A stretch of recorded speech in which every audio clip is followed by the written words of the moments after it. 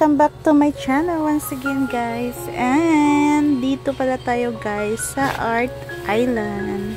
Yan, where everything is like natural and original. Charot.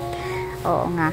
Pero ano to guys, dito sa my Art Island guys, this is one of my favorite scene na nakita ko kasi it's so relaxing. Meron sila dito mga big yung beanbag ba na pwede ka doon humiga-higa while watching this entertainment guys ng para siyang hall na meron silang mga big doon, yung beanbag doon, tapos yung mga palibot niya, yung bawat wall niya, ito yung makikita mo guys, yung parang reflector, yung parang ganun.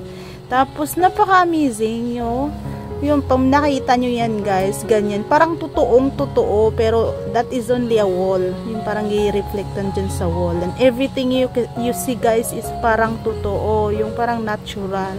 Ang galing guys, as in. Tapos ayan pala, bago ko pala makalimutan, dito pala to guys sa may Cubao, ayan, sa may Cubao, GP Tuason ata street, ayan.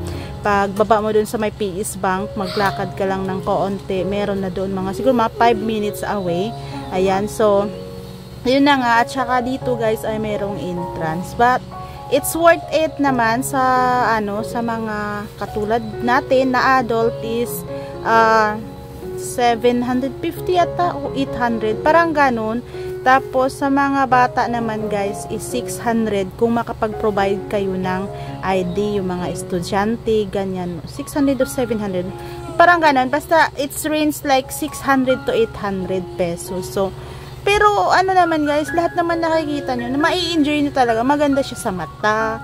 Ayan, napaka-relaxing, amazing. Basta na-amaze ako talaga guys, as in sa mga nakita ko. Yan yung mga yung mga na yun, yung mga nasilip nyo, yun yung sabi kong beanbag na pwede nyong higa-higaan. At yan yung tinanaw ko. Alam nyo ba guys na nakahiga ako dyan while nag-video?